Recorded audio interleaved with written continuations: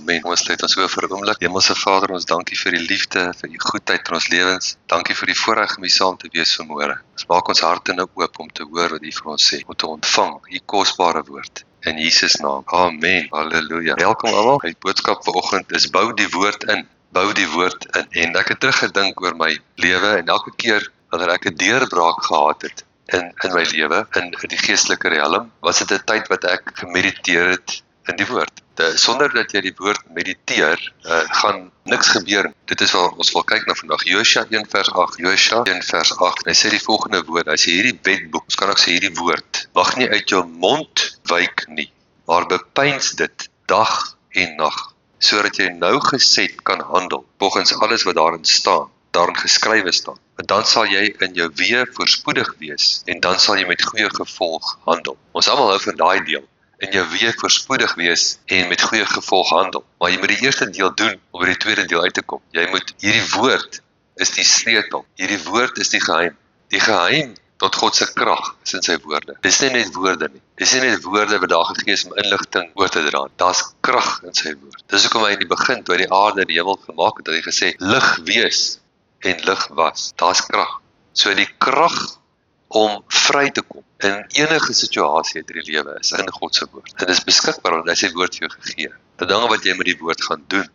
2 Petrus 1 versterk hierdie gedagte. 2 Petrus 1 vers 1 tot 4 wil ek graag vir ons lees. En ek wil ons al vandag aanmoedig om doeners te wees van hierdie ding. Dit help nie ons hoor net Sondag of ons luister na die woord nie, maar vat 'n woord, vat 'n skrif, vat iets en begin om mediteer, begin om oordink en deel van jou gees maak. En jy gaan groot dinge sien gebeur in jou lewe. 2 Petrus 1 vers 1 tot 4. Simon Petrus, 'n diensknegt en apostel van Jesus Christus, aan die, dis nou ons, dis nou ek en jy, wat net so kosbare geloof as ons verkry het, deur die geregtigheid van ons God en Redder, Jesus Christus. Mag guns en vrede vir julle vermeerder word, deur die kennis van God en Jesus ons Here. Die ware kennis, die openbaringskennis van God en Jesus sal guns en vrede vir jou vermeerder. Immers, sy goddelike krag het ons alles geskenk wat tot die lewe en godsvrug dien. Let wel, dis 'n geskenk. Dis nie iets wat jy kan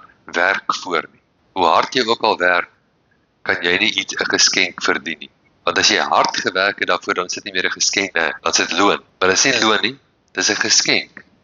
Sy goddelike krag het ons alles geskenk wat tot die lewe en godsvrug dien, deur die kennis van hom wat ons geroep het deur sy heerlikheid en deeg. Vers 4. Waardeur hy ons die grootste en kosbare beloftes geskenk het. So dit is nou 'n groot ding wat die Here vir ons as 'n geskenk gee. Dis hierdie beloftes. Dis die woord. Dis 'n geskenk. En jy moet vaardig word. Jy moet jouself oefen daarin om hierdie geskenk te ontvang en hierdie geskenk te hanteer. Hoe meer vaardig jy kan word om hierdie geskenk te ontvang en hierdie geskenk te hanteer, en hoe meer oorwinning gaan jy leef in jou lewe. Wat hy ons die grootste en kosbare beloftes geskenk het, sodat jy daardeur, so daar's die deur, amen?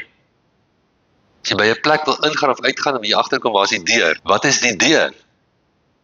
Hy sê, hier's die deur, daardeur, wat? Die deur tot oorwinning is die beloftes in die woord. As jy nog nie in oorwinning staan nie, het jy nog nie by die deur ingegaan. Daardeur deelgenote kan word van die goddelike natuur. Wow. Nadat jy die verdorwenheid, dit is die vloek wat oor die aarde gekom het, ontvlug het. Die Engels sê escape.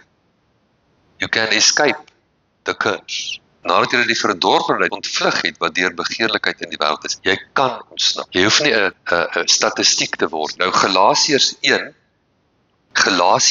vers 3 en 4 sê as volg: Guns vir julle en vrede van God die Vader en ons Here Jesus Christus. Nou luister mooi. Wat homself gegee het vir ons sondes, sodat hy ons kan uitred uit die teenwoordige bose wêreld, volgens die wil van ons God en Vader. So daar's God se wil. God se wil is nie die vloek nie.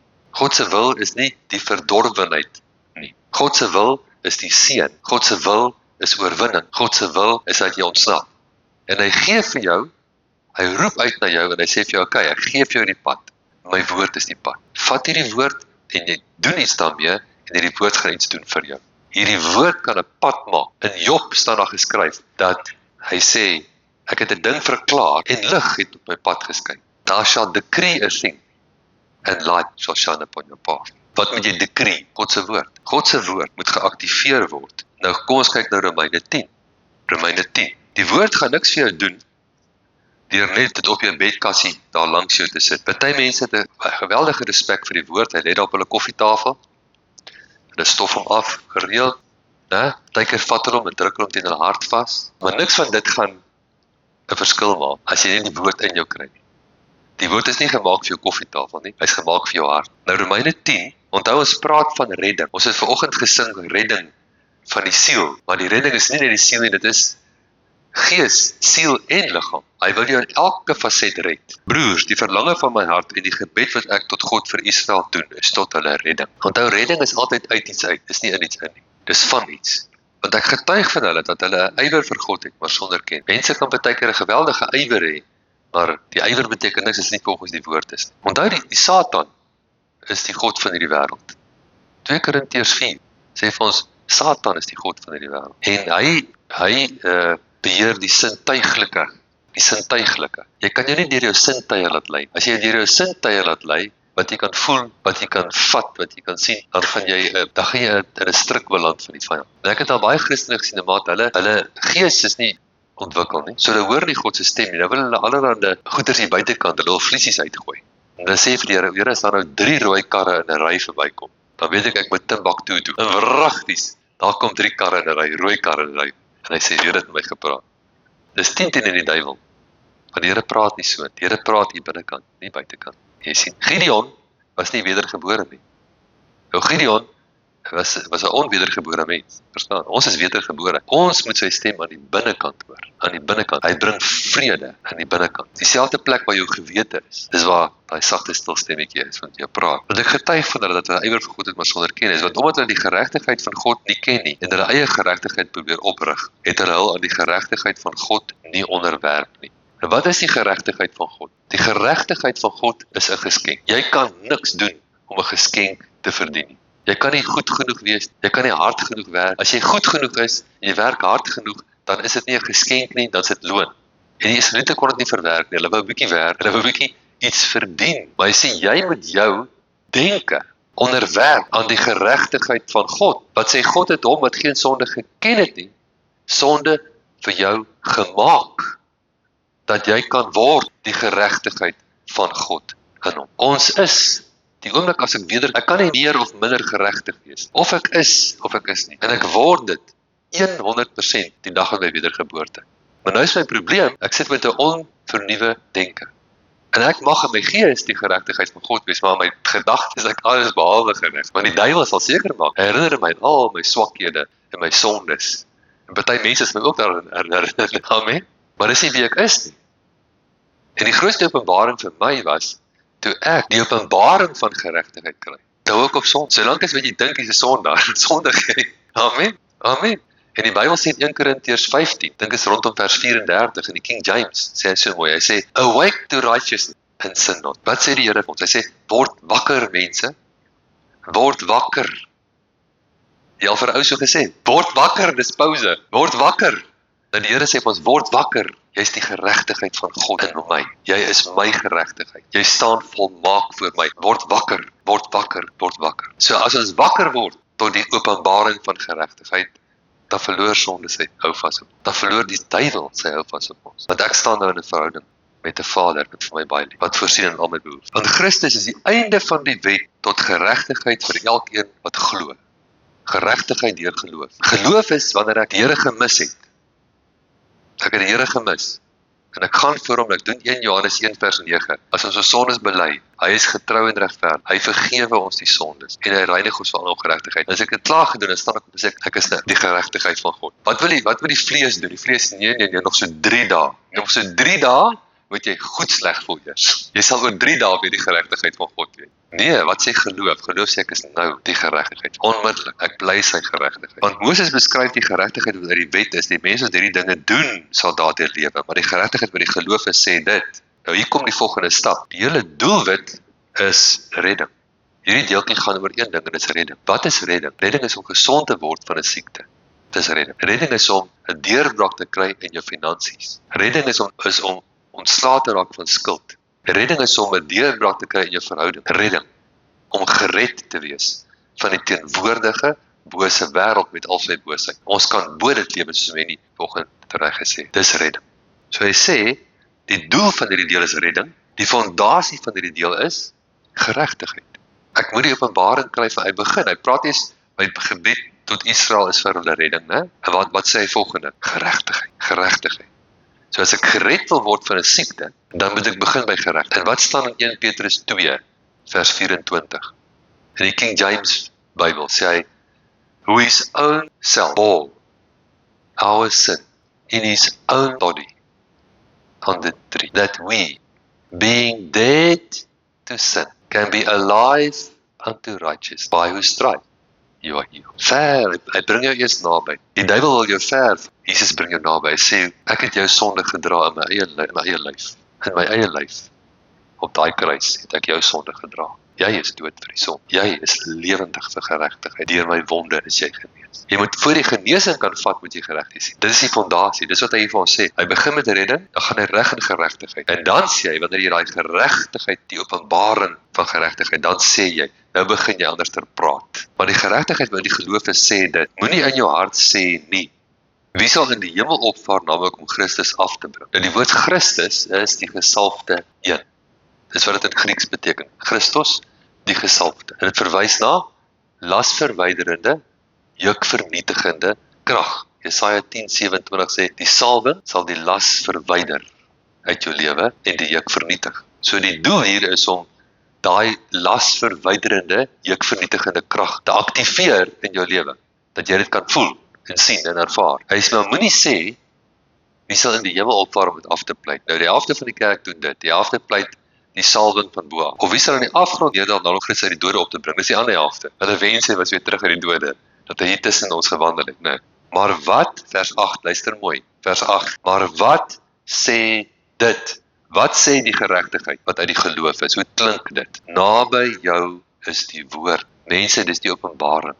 Die openbaring vandag is naby jou is die woord. Het jy redding nodig? Naby jou is die woord. Het jy finansies nodig? Naby jou is die woord. Het jy genesing in jou liggaam nodig? Naby jou is die woord. Het jy 'n deurbraak in jou huwelik nodig? Naby jou is die woord.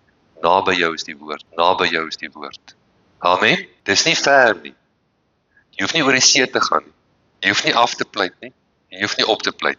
Dis naby jou. In jou mond en in jou hart. Dis die twee plekke waar die woord moet wees wanneer hy aktief is. Die woord gaan niks doen waar hy alleen nie. Hy moet in jou mond wees en in jou hart wees.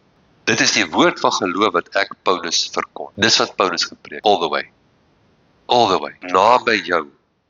Die doel is redding, die fondasie is geregtigheid, die metode is die woord van God. Ek moet sy woord in my mond inkry en in my hart inkry, dan kry ek oorwinning. Amen. En die vyand sal dit teëstaan. Hy sal dit aanval, maar what's news? Ons gaan sien dit afbring deur die vyand. Amen. 2 Korintiërs 1 vers 20 sê die volgende. 2 Korintiërs 1 vers 20 sê, hoeveel beloftes van God daar ook mag wees, in hom is hulle ja, en in hom, amen. Tot heerlikheid van God deur ons. Nou kom party mense nou en sê, o, jy weet, partykeer sê die Here ja, partykeer sê die Here nee. Dan sê ek, waar is jou skrif daarvoor? Ek het 'n ander skrif. My skrif sê, hoeveel beloftes daar van God mag wees, in hom is hulle ja, en in hom, amen. Dan sê hy, partykeer ja, partykeer nee. Dis ja en amen. As hy 'n belofte gebring het, wat sê, deur sy wonde is ek genees, dan sê ek ja, amen. Deur sy wonde is ek genees. Dan vat ek daai woord en begin om te mediteer. Maak my Bybeltjie oop by 1 Petrus 2 vers 24, en ek sit hom in my mond in. Ek begin hom sê, who his own self bore my sin in his own body on the tree, I being dead to sin, can be alive unto righteousness, by his stripes I am healed. Ek mediteer dit, ek oordink dit, ek spreek dit, ek laat dit toe om te lewe in my. Amen. Partykeer kry jy so, jy hoor 'n wysie van musiek en dan begin daai wysie so draai in jou, né?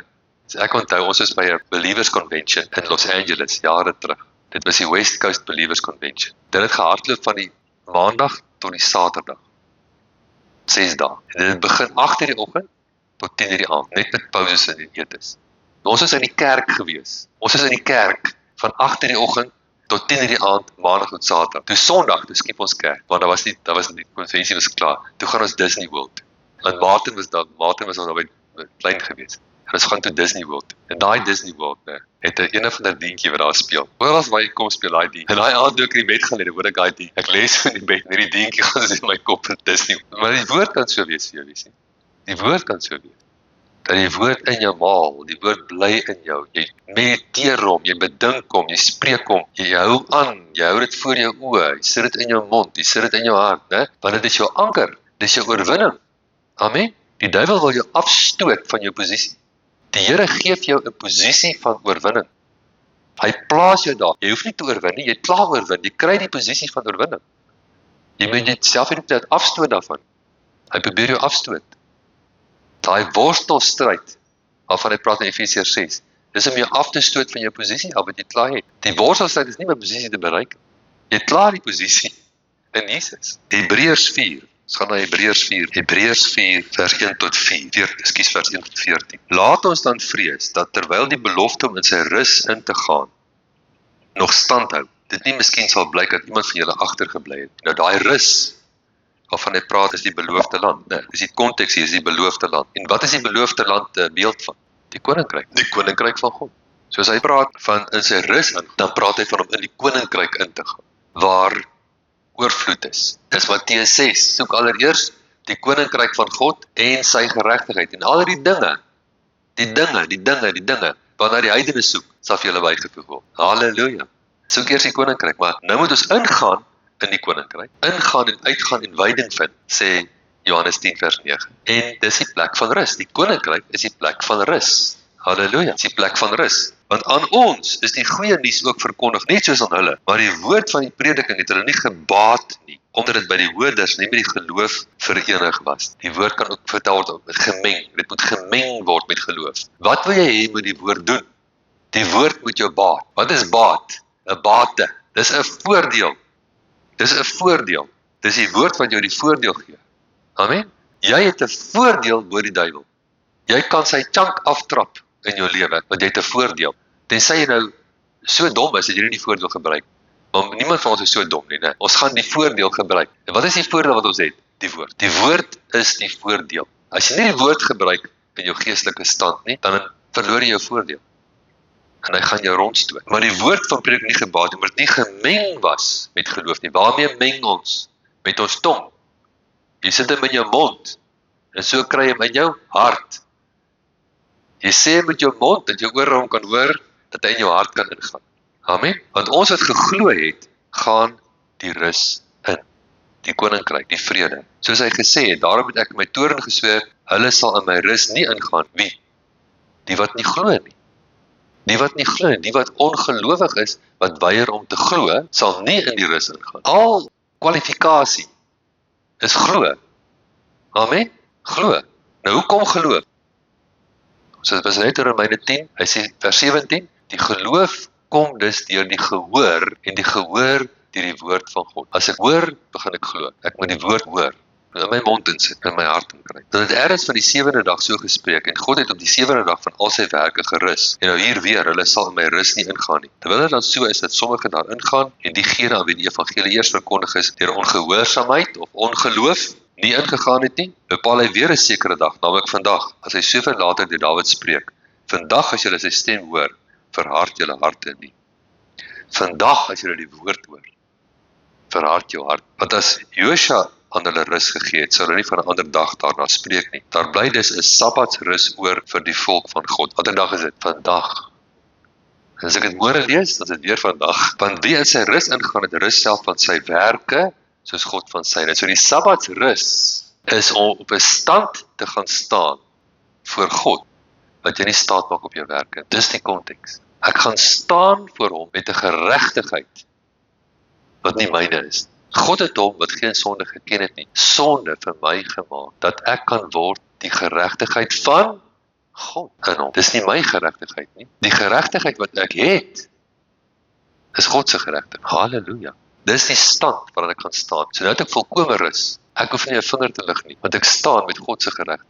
voor hom. Laat ons dan beywer om in te gaan in die rus, sodat niemand in dieselfde voorbeeld van ongehoorsaamheid mag val nie. Die ywer, die werk wat ek het, en dit is harde werk, is om my denke te vernuwe. Ek moet my kop werk.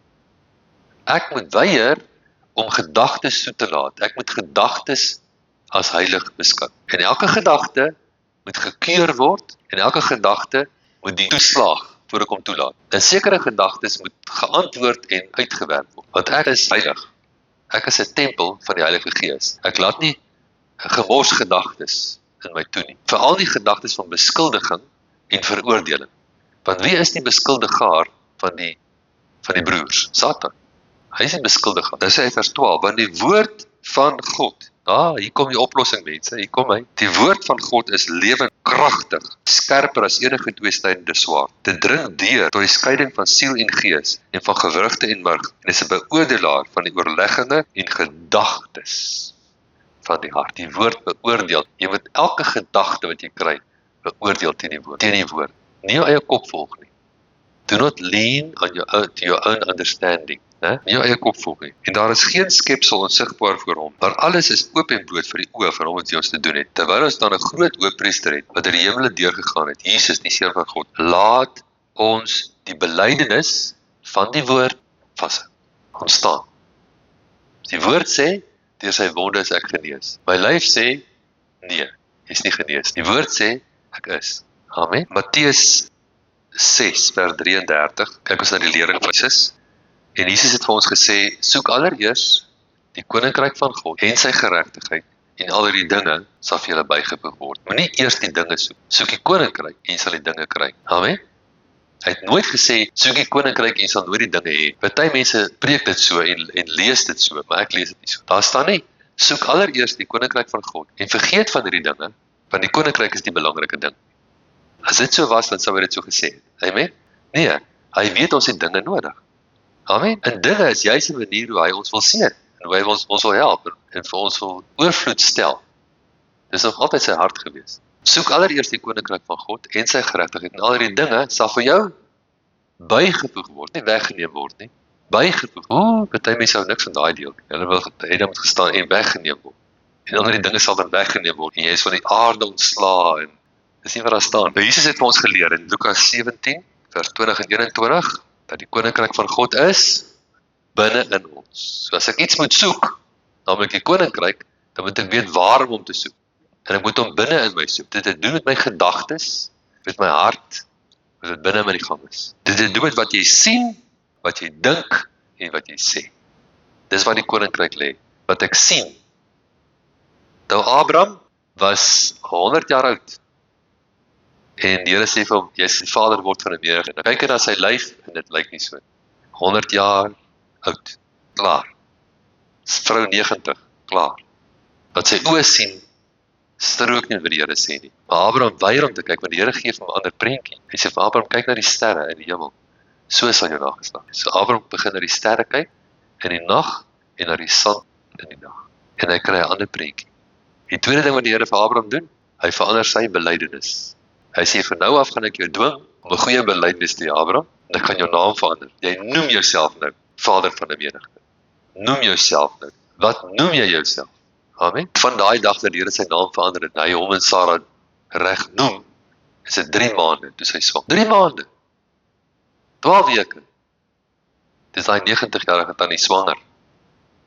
Amen. En sy het so 'n transformasie ondergaan, dat die koning haar wou gesteel het vir sy harem. Nou, die algemeen steel konings nie 90-jarig is, vir hulle harem. So sy moes iets besonders gewees. Die koninkryk behoort reeds volkome aan jou. Want hy het die verlore seun, en hy bring met alles deur, kom tot inkeer, en kom terug aan sy pa toe. En hy was nog ver weg, toe sien sy pa aankom. En sy pa hardloop hom tegemoet, onthou julle daai. En toe is die oudste seun is toe 'n bietjie suur. En hy sê vir sy pa, weet jy, ek het nou nie al jou goed daar met die verkeerde mense deurgebring nie. Maar vir my het jy nog nie eens 'n lammetjie gegee, omslag hierdie vetgemaakte kalf. Wat sê die pa vir hom? Hy sê, alles wat myne is jou, jy daai openbaring. Hoeveel mense het die openbaring, dat alles wat aan God behoort, aan jou behoort. As jy regtig die openbaring het, dan sê jy nou stil gesit. As alles wat aan jou hemelse Vader behoort, aan jou behoort, wat is jou probleem? Dit is eintlik amazing. Dit is eintlik, mense dink ek kan dit eintlik nie vat. Alles wat aan die Vader behoort aan jou. Hy is jou pa. Hoekom het die oudste seun nooit 'n lammetjie gekry nie? Hy het nooit gevra nie. Hy het waarskynlik sy pa se karakter gemisjudge. En ek my pa sal nooit vir dit gee nie. Die woord sê jy het nie want jy vra nie. Want die vyand sal dit lieg in jou kop. Hy het met Adam en Eva so gemaak. Hy het gesê die Here probeer iets terughou van julle. Dis hoekom hy vir julle sê daai lekkerste boom, moet julle niks van eet. Want hy weet as julle van daai boom eet, dan gaan julle soos hy wees. Hy lieg vir hulle. Die Vader het niks terughou nie. Hy het die beste vir hulle gegee. So die aanslag van die vyand is altyd om jou uit posisie te kry of af te druk van jou staanplek af. Sy aanslag kom in die vorm van beskuldiging, sy gedagtes. Nou Romeine 14 vers 7. By die koninkryk van God. Dis nou, Jesus het gesê soek allereerst die koninkryk en al die dinge sal vir jou bygevoeg word. Nou gee ons 'n bietjie verdere lig oor wat dit is. Die koninkryk van God is nie spys en drank. Dis iemand vir jou sê wel, jy sal moet begin 'n paar reëls hou, okay? Sê die koninkryk wil ergens kom, om jy op 'n vark eet, regtig. 'n Opvark eet, jy moet daai make-up moet jy aansit. Nee. Genadiglik sit nog deodorant aan. Dit is dan maar mense gaan in daai rigting in. Jy sien, hulle dink dis alles vlees. Wat jy eet en drink en wat jy aantrek en wat jy aansit, dis alles vlees, man. Ek is so dankbaar jy sit make-up aan. En deodorant. Die koninkryk van God is nie in spys en drank, maar dis binnekant. Ek weet as 'n ou wat eendag gepreek het uit 'n kerk gaan preek wat hulle self as holiness, hulle noem die holiness movement. Die vrou het lang rokke aangehad, geen make-up nie, niks en hulle is holy. En die Here gee vir my 'n woord vir die gemeente. Profetiese woord. Hy sê julle is die mees wêreldse gemeente. Waar kan my hele lewe nog ooit gepreek. Hulle was geskok. Hy sê want julle sit nie so met julle lang rokke en julle worry julle self siek. And worry is a sin. You're looking at the flesh, not at the inside. Jy sien, dit is ook as die koninkryk van God is nie spys en drank nie, maar geregtigheid, vrede, blydskap in die Heilige Gees. Wat is die eerste ene? Geregtigheid. Jy moet 'n geregtigheidsopenbaring hê. God het hom wat geen sonde geken het, sonde vir my gemaak, dat ek kan wees die geregtigheid van God. Ek moet my geregtigheidsbewussyn inbou, ek moet dit aantrek, ek moet dit aktiveer, ek moet elke dag daarin lewe. Ek moet loop soos iemand wat die geregtigheid van God is. Ek moet gaan sit soos iemand wat die geregtigheid van God is. Ek moet bestuur soos iemand wat die geregtigheid van God is. Amen. Dan, as jy geregtigheid, die openbaring van geregtigheid in jou begin leef, dan is die resultaat vrede. En Jesaja sê dit vir ons, Jesaja 32 sê mos, the result of righteousness will be peace. Dit is vrede. En dan as jy vrede het, wat is die volgende stap? Vreugde. Vreugde is van die Here af. Vreugde. Wat het Paulus gedoen toe hy in die tronk was? Vreugde vrygestel, en die tronk het oopgepop. Amen. Vreugde. Die vreugde van die Here is julle beskutting. Ons moet dit cultivate, ons moet dit inbou in ons. Geregtigheid, vrede en vreugde. Nou Romeine 5, soos in Romeine, gaan terug na Romeine 5 toe, vers 1. Omdat ons dan uit die geloof geregverdig is. Syne. Lekker. Omdat ons dan uit die geloof geregverdig is. Hoe is jy geregverdig? Uit die geloof. Halleluja. Het ons vrede by God. Jy sien, die geregtigheid bring vrede. Die oorspronklik gesê dat geniet ons vrede met God deur ons Here Jesus Christus. Deur wie ons ook deur die geloof die toegang verkry het tot hierdie posisie van guns waarin ons staan. Dis 'n posisie wat jy staan voor die Vader van guns. Nou Satan probeer jou afdruk daai posisie af deur jou te beskuldig, deur jou bekommernis te gee. Nee, ek het 'n posisie van guns. Ek het 'n posisie van guns waarin ons staan. Dan sê hy hierso, en ons roem in die hoop op die heerlikheid van God. Roem is om jou te verheug. Dis om vreugde vry te stel. So in hierdie selfde twee versies, sien ons dieselfde as ons nou net in 14:17 gesê het. Geregtigheid, vrede en blydskap. Presies. Hy sê ons geniet, hy sê deur die geloof geregverdig, geniet vrede met God, staan in 'n posisie van guns en ons staan en roem. Ons staan en verheug onsself in die hoop op die heerlikheid. Hoop is prentjie. Ek sien dit, ek sien my lewe soos God dit sien. Ek vat sy woorde en ek maak 'n nuwe prentjie. Ek sien myself nie meer soos ek myself gesien het. Ek sien die nuwe ek. Jy sien, ek onthou op 'n stadium het ek baie gewig verloor. En eendag toe ek daar in Woolworths, ek daar nie aanpas ding, ek pas klere aan. En ek sit die klere aan, ek kyk so na myself, ek skrik so, ek wonder wie is hierdie? Want ek het myself nog gesien Ek het klaar die gewig verloor, maar ek het myself nog gesien met die gewig, jy sien. Nou kom ek agter, dis 'n gevaarteken. As ek myself so aanhou gaan sien met die gewig, dan gaan ek weer teruggaan daar. Ek moet myself nie meer so sien nie. Ek moet myself begin sien soos ek wil wees, nie soos ek was nie. Sien jouself, verander daai prentjie. En dan verheug jouself. So jy maak 'n prentjie, die belofte maak 'n prentjie. My God sal voorsien in al jou behoeftes, na sy rykdom en heerlikheid in Christus Jesus. Daar staan niks van net genoeg en scraping by nie. Sy rykdom praat hy van. Hoe ryk is die Here?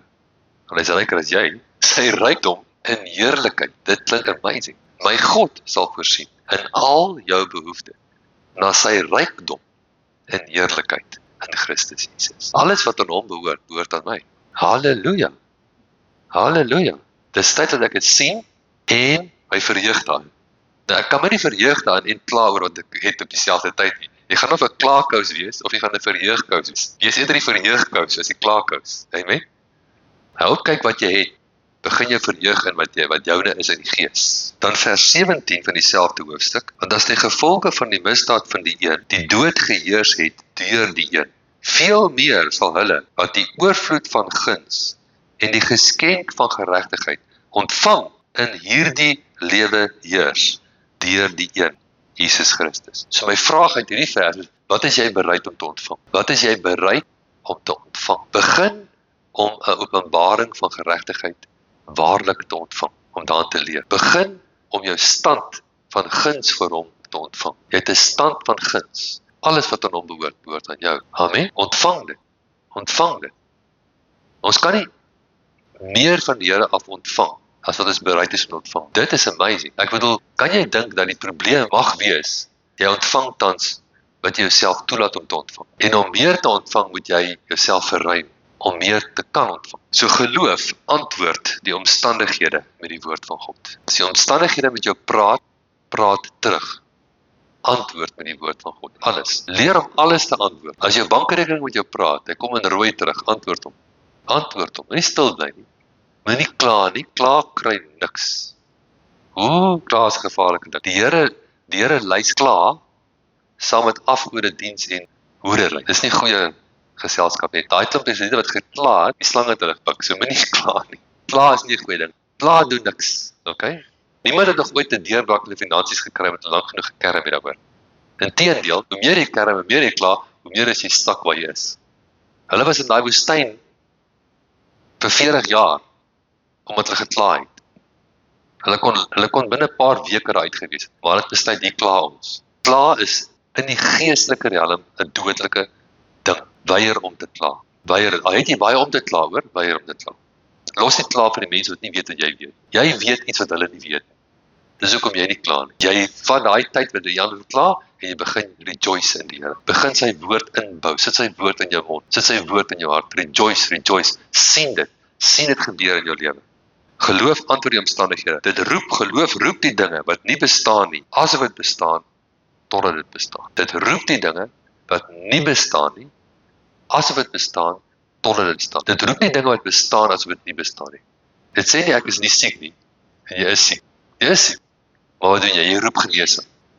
Om te sê ek is nie siek nie, terwyl ek siek is om dinge wat bestaan te roep asof dit nie bestaan nie. Dis nie wat daar geskryf staan. Daar staan roep die dinge wat nie bestaan nie, wat jou genesing is, asof dit bestaan. Jy kan sê ek is siek, want deur sy wonde is ek genees. Ek roep dit. Dit behoort aan my. Genesing. Kom. Amen. Jou aandag bepaal jou uitkoms. Die duiwel wil altyd jou aandag aftrek. Hy wil jou aandag van die woord afkry, dan wat belangrik is afkry. Weier dit, sê die woord eerste. Sê die woord altyd eers. Mediteer die woord, vat daai woord. Jy moet altyd in die woord leef. Jy kan net een woord van God is genoeg om jou lewe vir altyd te verander. Een woord van God kan jou lewe vir altyd verander. Al wat dit moet gebeur, moet van jou mond af in jou hart kom. Dan verander dit jou vir altyd. Wanneer die omstandighede dit gee deurbraak. Dinge sal jou gehoorsaam wees. Praat met hulle. Hoe sal jy weet as jy nie draai nie? Praat met die goed. Praat met elke ding. Praat daarmee. Jy's gemaak om te praat. Maar praat wat jy wil hê. Nie klaar nie. Nie wat jy sien in jou oë nie. Praat wat jy uit jou gees uitpraat. Praat God se wil. God se wil is genesing. Sy wil is seën. Wat staan in Galasiërs 3? Christus het ons losgekoop van die vloek van die wet, deur vir ons 'n vloek te word, soos geskrywe staan, vervloek is elke wat aan hout hang, dat die seun van Abraham, dat die heidene kan kom in Christus Jesus. Ek is geseën met die seun van Abraham. Amen. In my life, there is abundance. Niemand kan jou stop om te sê. Hulle kan vir jou laag, hulle kan doen wat hulle wil doen. Vrede met hulle, ek sê dit. In my life, there is abundance. En nou net. Jesaja, ons sluit af Jesaja 54. Jesaja 54 is 'n baie kragtige hoofstuk en jy kan hom gebruik. So 'n hoofstuk wat jy kan werk om, hy's baie beloftes in vir die kerk en jy kan hom 'n werkshoofstuk maak. Ons begin by vers 9. Soos in die dae van Noag is dit vir my, sê die Here. Soos ek gesweer het dat die waters van Noag nie meer oor die aarde sou gaan nie, so het ek gesweer dat ek nie op jou toornig sal wees of jou sal dreig. Nou hoe het die Here gesweer oor die waters van Noag? Wie weet? Die reënboog. Die reënboog. So nou die reënboog twee betekenisse. Die eerste betekenis is, en dit is definitief nie die betekenis wat die media daar wil gee, maar die eerste betekenis van die reënboog is die aarde nooit weer deur die vloed vergaan. Die tweede betekenis is, sê die Here, ek is nie kwaad vir jou. Jy staan volmaak vir my deur die bloed van Jesus. Want berge mag wyk en heuwels wankel, maar my goedheid sal van jou nie wyk en my vrede nie wankel nie, sê die Here. Jy ontferm. Jy ellendige, deur storm gejaagde, ongetrooste. Kyk, ek lê jou stene in suurklei. Ek grond vir jou in safiere. Jou borswerings maak ek van rubyne, jou poorte van karbonkels en jou hele ringmuur van edelgesteentes. En al jou kinders sal deur die Here geleer wees en die vrede van jou kinders sal groot wees. So die kinders van die Here wat hulle harte oopmaak om geleer te word, se vrede sal groot wees. Want hulle laat hulle leer oor geregtigheid. As jy jou laat leer oor geregtigheid en jy kry openbaring van geregtigheid, dan sal jou vrede groot wees. Vers 14, deur geregtigheid sal jy bevestig word. Jy sal ver wees van verdrukking, want jy sal nie vrees nie van verskrikking oor dit sal nie na jou kom nie. Die Amplified en baie van die oorspronklike vertalings sê daar, die Amplified sê as volg, hy sê, you shall establish yourself in righteousness. You shall establish yourself in righteousness. Hoe doen jy dit? Jy werk aan 'n geregtigheidsbewustheid. 'n Wedergebore, geesvervulde kind van God kan nie rondloop met 'n sondebewustheid. Want die bloed van Jesus het betaal dat jy die geregtigheid van God kan wees. Jy moet jou bewussyn leer. Ek is die geregtigheid van God. Ek weier gedagtes van veroordeling oor my lewe. Ek staan dit teen. Ek bevestig myself. En omdat ek myself bevestig in geregtigheid, is ek ver van verdrukking en van verskrikking. Die Amplified sê, far from even the thought of oppression. So ons verlaat daai verkeerde gedagtes. 1 Korintiërs 2 vers 12 sê, ons het ewenwel nie die gees van die wêreld ontvang nie, maar die gees wat uit God is, sodat ons kan weet wat God ons uit guns geskenk het. Jy moet daai openbaring kry.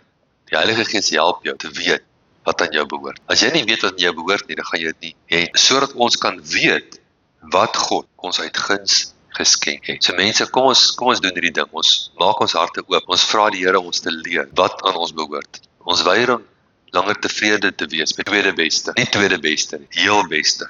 Heel beste. Ons gaan hierdie stryd van geloof stry. Ons gaan ons nie laat afdruk van ons posisie. Ons gaan staan in die posisie van guns waarin hy ons gesit het. Ons gaan elke gedagte gevange neem tot gehoorsaamheid aan Christus. Ons gaan die woord in ons monde sit, in ons harte sit. Ons gaan hierdie vashou in die belydenis van die woord. As die duiwel kom met omstandighede, hy kom met toestande, hy kom met ander mense, hy kom met alles wat hy kan draai. Ek staan. Deur sy wonde is ek genees. My God voorsien in al my behoeftes, dat sy rykdom en heerlikheid in Christus Jesus. Ek roep die voorsiening in Jesus en jy sien die deurbraak. Amen. Hemelse Vader, ons dankie vir die liefde, vir die goedheid, vir die kosbare woord. Ons maak ons harte oop, ons ontvang hierdie woord. Ons verklaar, ons is doeners van die woord, nie net hoorders wat onsself bedrieg. Ons sien hierdie woord in aksie in ons lewe. 'n Woord wat in aksie is, in ons monde, in ons harte, wat 'n krag van God wat deur ons vloei en meer as genoeg is vir elke omstandigheid, sodat ons vry kan leef in die middel van hierdie aarde, in die middel van alles wat die vyand probeer doen, sal ons vry lewe. Geseën by die tafel wat U vir ons voorberei, voor ons vyand. Ons dank U daarvoor. In Jesus naam. Amen. Amen.